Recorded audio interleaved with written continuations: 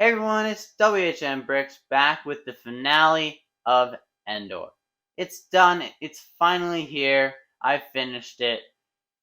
I want to say a huge thanks to anyone who's watched any of the videos or stuck with me throughout this entire series.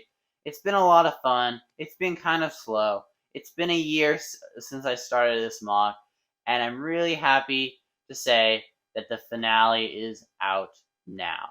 If you guys haven't watched the teaser trailer, please go do that.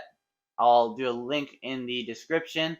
It is really fun. I really enjoy it, and I think you guys will like it. Without further ado, please like, subscribe, turn on notifications so you don't miss any future big mocks like this.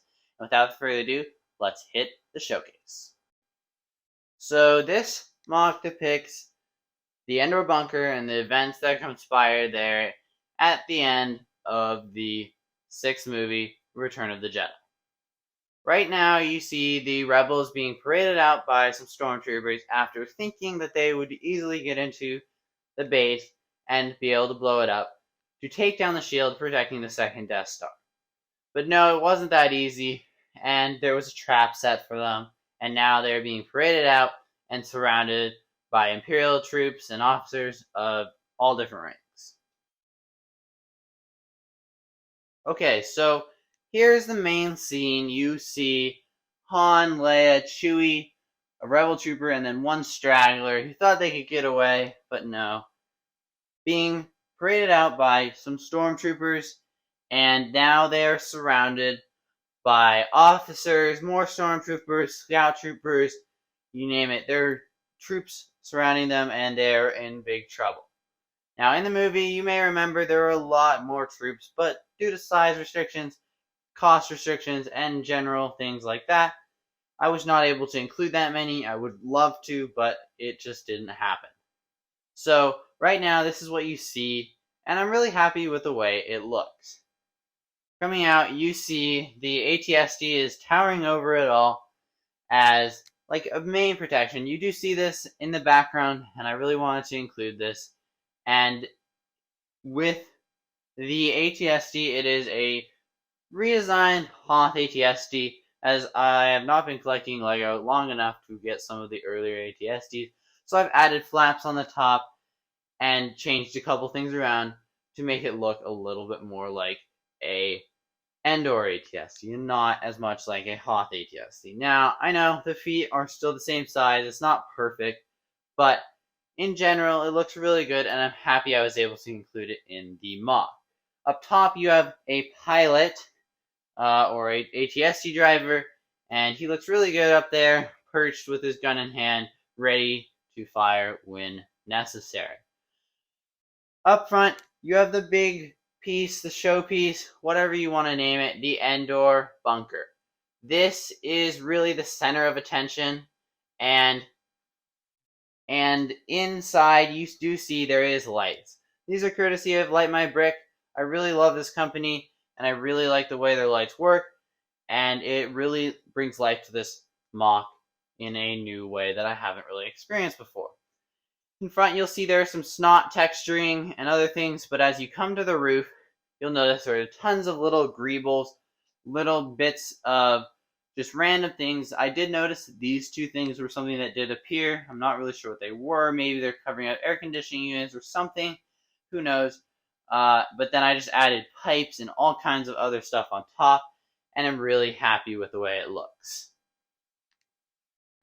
Okay, so around the back, you'll notice that we have bricks, and as the hill slopes up, inside we have the shield generators, and these were a lot more, but I decided to include just a few of them and giving you a view into the control room. You see two officers in there, a stormtrooper exiting, and some other, and then a hologram, and there are more details that we'll touch on once we get inside. Okay, so now that you have the panels removed, you can really get a nice look into this Imperial control room. You have a screen over here where they're talking to some admirals, talking about how to get the shield generator rebooted up and ready for action. Then over here you have a security camera and another fake door, so this door doesn't open. The other two doors right here, and in the hallway do both open with control of power functions and mind storms, and therefore I'm not going to show you that here, but if you do want to see how they operate, in the teaser trailer I released a couple weeks ago, and in the cinematic coming out in 1 week, you will be able to see these doors open and close with ease. I really like the way they look, and I think it's a really cool feature as you can see some of the gears peeking out. Coming into the hallway, you see 2 stormtroopers, one running out from the first door and one running out from the second door. These little black things on top, as you see in both sections, are wireless connectors that allow you to be able to remove one of the roofs and the connection still works. So you have your 2 little bit lights, and then this connector will connect right into there when it's on, and the lights will turn on. This is a really cool feature that Light My Bricks has. I'm really happy I was able to utilize it in this case. On the floor you have some greebling, some mud, you have a little circular pattern. A lot of these little techniques were things I really liked from SW Bricks' mock of Kashyyyk. He did a lot of really cool techniques in that, and a lot of the ideas I got from this came from him. So a big thanks to him for inspiring me to do a lot of the hallway details. So that basically wraps up the inside section. Let's put the panels back on and jump into the Easter eggs. Okay, so the first little Easter egg that we have is R2-D2 and C-3PO. This isn't much of an Easter egg as they were here in the mock, but it is something I wanted to include as they were kind of hiding farther back from the action. They were also ended up coming in later once the actual battle started. Coming around to this corner, you have Delta Squad. I love Delta Squad. I've included them in my other big mock of Mos Eisley, and I'm including them again here. I just really like the way they look. They seem like they could be anywhere. They're tough clones that have gone all over the galaxy, and they're just such a cool squad, and I'm really happy that they look really good right here. I've included them in some of my thumbnails before, and it just looks nice. Over here, you might have seen earlier, but I did include a little pond. This was just because I wanted to use some new techniques, and one of those things was doing water, and I really like the way this turned out. My brother actually built this, and it looks really good. I have a corn swimming in the pond just because I wanted to find an aquatic species that might want to take a dip. And I really like the way this looks. It gives another little pop of color that just looks so good, and I'm really happy with the way it turned out. Okay, so over here you do have 2 speeder bikes. These 2 speeder bikes are recolored speeder bikes from the ones of Hoth. Again, a lot of stuff I'm reusing from the Hoth stuff because that's really when I started collecting like battle packs and stuff like that. And so these 2 were originally white. I switched out a bunch of the colors to make them look more like Endor speeder bikes, and I really wanted to include them in this mod. So I had 2 Scout Troopers rushing in to provide any backup needed for the actual main scene, which is needed, obviously, as if you do remember watching the movie, the Ewoks jump out of the forest and take on all these clones, or stormtroopers. Over here, you have another stormtrooper and an Ewok. This is Wicket, and it's the only Ewok I was able to include in this mock, as it is really the only Ewok that looks good. I would have loved to buy a ton of Ewoks, but really, logistically, LEGO has only made Wicket ever in recent years.